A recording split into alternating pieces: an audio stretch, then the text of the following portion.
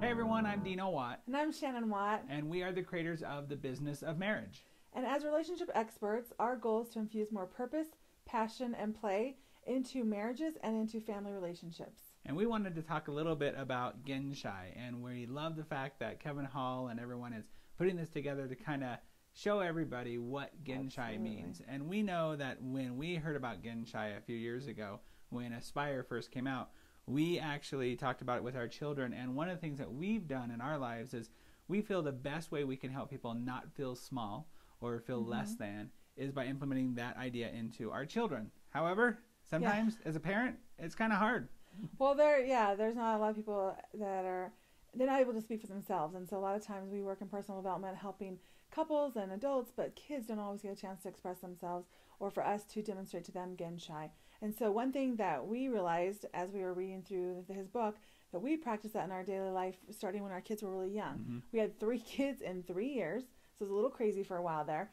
And when my daughter was young, she was always wanting to come out of her bedroom and not go to bed at night. And so it was just like this revolving door in our home with babies in diapers. Any parent out there knows that. It's like, come on, just go to bed, please. Yes. And I didn't want to end the night because, you're tired, you're frustrated, and I would want to end the night with, you want your voice starts to go up a little bit higher each time they come out of the room, or you start to just be really frustrated with them. And I didn't want them going to sleep at night with that level of frustration of me going, stay in bed.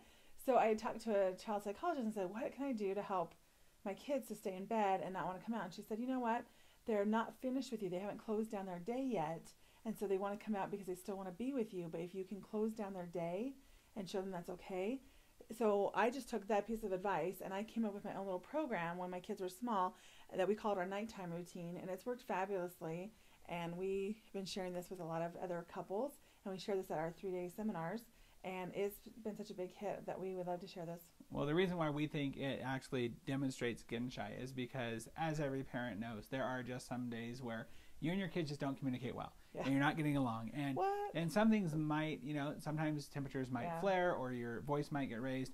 And so why we feel like this is so important for Genshai is we think that it is vital for every child to go to bed knowing that they are loved, and whatever happened that day doesn't matter in that moment. Or if we're working really late, sometimes or at seminars or traveling, and we still want them to know that if I didn't even get to see them that much that day, that I still want them to know I love them and they're the most important people in my life, and I don't want them to ever feel small. I want them to feel like they are the center of my world. So as you'll see in just a moment, this nighttime routine helps us help our children know that they are loved and that they are big. And we actually you'll see that we even ask them about what they want their dreams to be.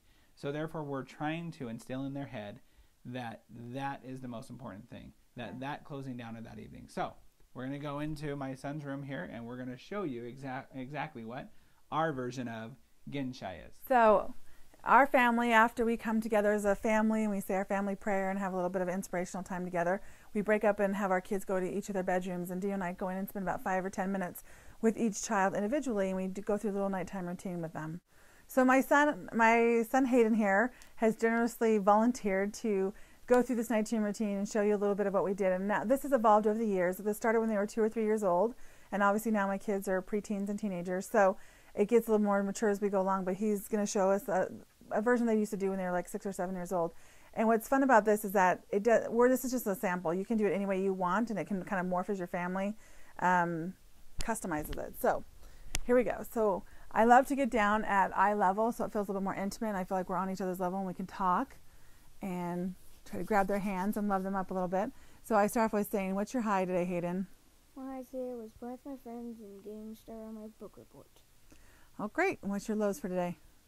My low is that it was cold outside, so I couldn't play with all my friends. All right. And what's your intention for tomorrow? My intention for tomorrow is to have a great day and to finish my book report. Awesome.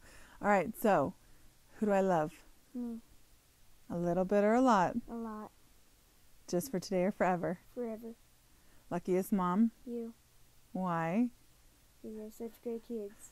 Who are doing? Wonderful things in the world. Like? Doing wonderful things. Being a good student. Awesome. All right, good night, sleep tight. Don't those right. Little nibbles. No. Little nibbles. Mwah. And then I usually end with asking my kids a really powerful question, because the brain likes questions. They'll keep searching for evidence. So I usually end the night by looking my kids in the eye and asking them something like, why are you so amazing? Or why are you such a great brother to your sisters? Or why do I love you so much? Or why are you such a good, honest kid? And then it's kind of a rhetorical question. Sometimes they'll give me answers right now. But a lot of times they just go to bed and then they'll wake up the next day or 2 days from now and go, you know what? I know I'm a great brother because I made my sister toast without asking, or something like that. So it's really fun to know that their brain keeps working and feeling uplifted because we asked empowering questions to them. So this is something that Shannon has implemented into our family. You can switch it up in a way that you want to. Yeah. It's been really powerful. Even when I've been out of town and I've been traveling, I will call the kids for the nighttime routine and get that done at night. It's that connection, no matter where we are, no matter where in the world, that our kids don't feel less than. Don't feel like my job, my life, my career is more important than saying goodnight to them. So we always want to make them feel Genshai, to make them not feel small. Yeah, not feel small. And what I love about this, I think about Mother Teresa when she says, do you want to promote world peace? Then go home and love your family. And I feel like that's what this really does. This nighttime routine shows our kids that they're the most important things in our life, and that it's a Genshai moment for us. Yeah. So we hope you enjoyed our example or our explanation of what we feel Genshai is, and hope you can incorporate that into your own family.